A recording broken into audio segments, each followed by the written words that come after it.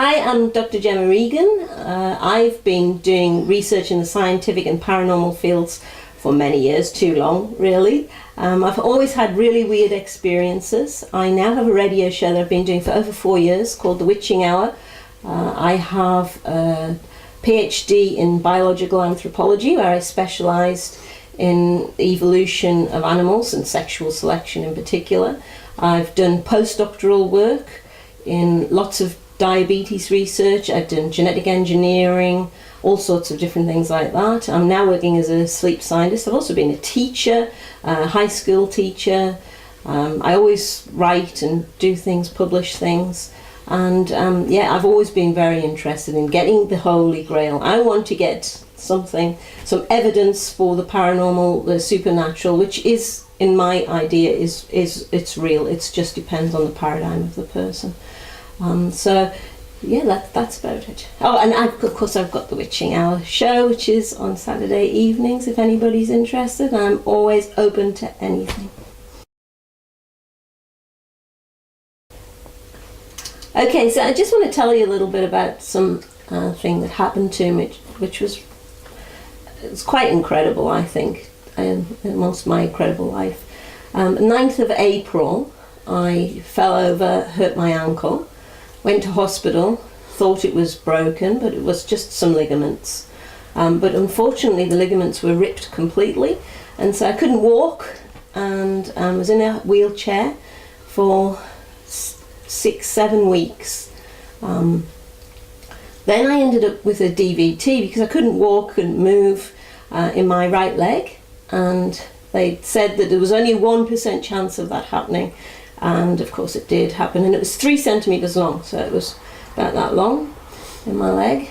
And they also said, well, there is a very slight risk that you could get what's called a pulmonary embolism, where it goes to your chest, but that's just very serious.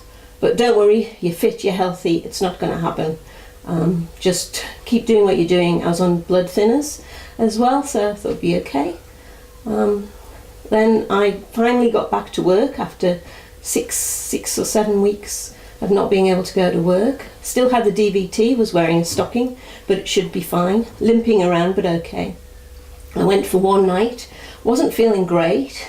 Second night, I work nights as a sleep scientist, and I finally got my patients to bed by about midnight. Now in the afternoon I'd been starting to feel a bit breathless, a bit strange, panting a little bit of a cough, but nothing much. And one of my colleagues who I was working with said, I don't think you're very well, because I was just coughing and really bad, breathless. And so he took me downstairs to emergency, went to emergency, stayed there all night. They said, we think you have a pulmonary embolism, but we don't know. Anyway, stayed all day, had lots of different tests. And basically they said that I had hundreds of tiny ones scattered all over my chest. And it was really, really serious. But other than the treatment that I was already having, they couldn't do anything for me. So I was allowed to stay in hospital if I wanted, or I could go home. Decided obviously to go home because there was no point in staying in hospital, and I hate hospitals. So went home. That night I didn't sleep at all, wasn't feeling well at all.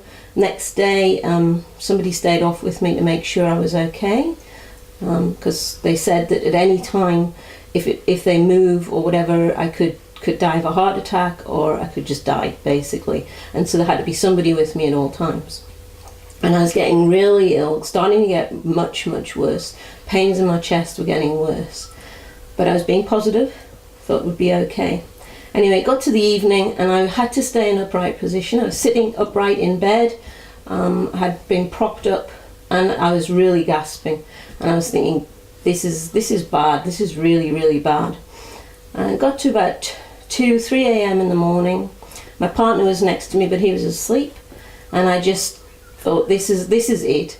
So I just said, okay, anybody out there, whoever you are, spirit guides, aliens, anybody who's had any involvement with me at all, this is it. This is the time I want you to come. You need to come now, because this isn't going to happen.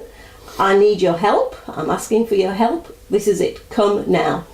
Obviously nothing happened immediately, I was just watching some documentary because I had to sit up, and I was really getting bad, and I was thinking, I'm not calling an ambulance, I'm not going to do that, I'm just going to stay, and if it happens, it happens. But I'm like, but it's not going to happen. So anyway, I must have fallen asleep, I think. And straight away I was in this big black room. It's like a big giant auditorium, but it felt like a foyer of an auditorium. Everything was black, and it was like almost velvet. It had a texture to it, and there were black boxes everywhere. And I'm in a sitting position, but I'm floating. I'm not in a chair, I'm not in a wheelchair or anything like that. I'm floating. And I see this lady standing, well, she seems female, a big tall form, probably 7-8 feet tall, very tall, with long blonde hair. Her back's to me, and she's got some sort of a white robe on her. Now I do radio shows, so I approached her, sort of floated over to her, like, excellent, wow, a tall white, can I interview you? I'm here to interview you, obviously I'm here to interview you. And she sort of half turns around, and I noticed that she's definitely not human, but she's humanoid. She had the big eyes, but they were more of a blue hue rather than the black.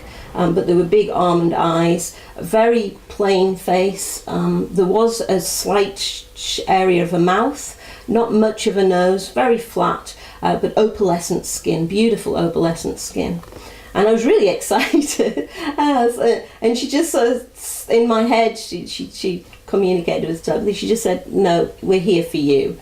And then I was manoeuvred around, like I floated around, and there's these two big black doors, big ones. They opened up, and I started going downwards towards, in this enormous auditorium. It looked like a theatre. There were seats everywhere, and there were people in the seats. And at the front was a big giant screen. The whole thing filled the whole room. And on it I recognised pictures from my life, like a flashback. And straight away I'm going, no, you're not doing this to me. There's no way this is going to happen. I'm not looking. So I'm refusing to look to the sides, and I'm hurtling down towards the end. It's a really long, like corridor type thing, but there's people around me. As I say, it feels like a massive black atrium, and it's silence. There's no noise at all. It's just pictures. There's no audio going with it. And it gets to the end, and I'm expected, I feel, that to look. I can feel there's people behind me, there's beings behind me. I'm expected to look at it and maybe do a life review. And I'm like, is not happening. I'm saying it now. This is not going to happen. So where I'm floated to, it sort of turns to the left. I turn as if it's to myself to the left, and I'm sitting there, and I'm going, I'm not looking, and I'm even using the hand, I'm not looking, this is not going to happen, I'm not looking there, this is not happening, no, I'm not accepting any of this. And I was really vehement, and suddenly I could feel I was being dragged backwards again. So I went back to the centre, and then hurtling back again, still floating in this sitting position, hurtling back. I heard the doors fly open, come through, slam. And I'm back in the foyer again, the big dark foyer. And the lady's standing there, and she turns around and she faces me. I go, okay, now can I have the interview? Because I want to have this interview. Because I'm ignoring all this stuff that's happening. And she just approaches me, and again with telepathy, she just says, we're here for you. You need this is for you. We're going to heal you. And I'm like, oh, okay, all right. Because I felt fine in that. I didn't feel gasping or anything. I was healthy as anything there. So I think, okay. And so she approaches me, and she gets what's like almost like a headset, and puts it round my head, and it goes round underneath the chin on this side, right around, and then there's another bit, almost like a microphone. And it comes round to the front, and it's got a big ball on it, about this big silver metal ball, and the whole thing's metal, but it's a strange sort of metal, like almost titanium, but it's not shiny. It's like a grey metal, but it doesn't have that cold feel that metal has. It's not like that. So I'm thinking, oh, this is interesting. And she gets it, and she puts the ball into my mouth. And straight away I taste like an aniseed taste, and it feels like it's wrong, it's poison, it's something. So I take it straight out and say, oh no, I'm not doing that. And then again with the telepathy, she's just, this is to heal you. And it was so calm, and I just felt so much love. I thought, I need to trust this person. There's nothing malicious. I need to trust this person. And so they put she put it back in my mouth, and then I had the impression of all these people and beings around me, and felt hands all over me, as if I was just being healed, you know, like a healing session or something. And then it all went black. And I woke up immediately, or I came back to consciousness, and it had only been about 10 minutes, if that, 5 to 10 minutes, that I was, and the documentary that I was watching, which was about spies, was nothing related, was still playing, so I'd obviously just sort of lost consciousness for a little bit. Straight away I woke up my partner Steve, I'm shaking him, oh my goodness, you wouldn't believe what happened, you wouldn't believe what happened. And then I realised that I was actually feeling a lot better. I wasn't gasping, I wasn't doing any of that, I was speaking normally. And I was telling him about this. I was saying, I think I've had an alien healing experience. I'm sure it was, I think it was a tall white, and there was all these things. And I told him about the whole life review thing, and that I was denying it and everything. And he was like, oh, cool, that's awesome. Anyway, I finally managed to get back to sleep for a couple of hours. That day I was feeling a lot better. I still had pains in my chest, but I was feeling a lot better. Now I'd had already booked a scan that day for my leg with the DVT. This was before, you know, they did it. This was a follow-up 3 or 4 weeks later. Now when they diagnosed the DVT, they'd said it'll probably take between 3-6 months, something like that, to heal. How it works is just a cell at a time breaks off, and you know, and eventually that whole vein that's been blocked will be clear, but it'll be just a tiny little hole going through the middle, and then it'll just break off. It won't just break off all at once. That's not how it works at all. So I wasn't expecting anything. So they just wanted to check that I wasn't actually getting more, that there wasn't more build up behind. So I went for the scan. And I went with my daughter, because I still had to have somebody with me at all times just in case.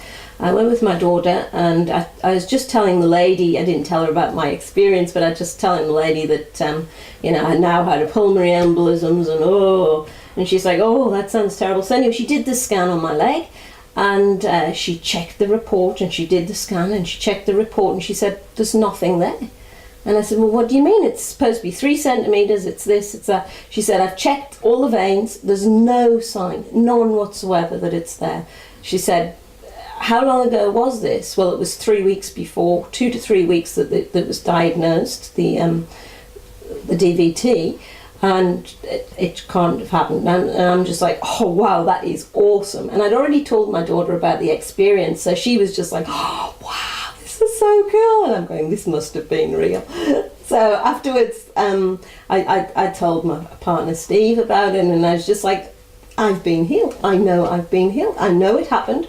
It could have been a subconscious thing. Maybe I went into some subconscious realm and I self-healed myself using some alien manifestation, whatever.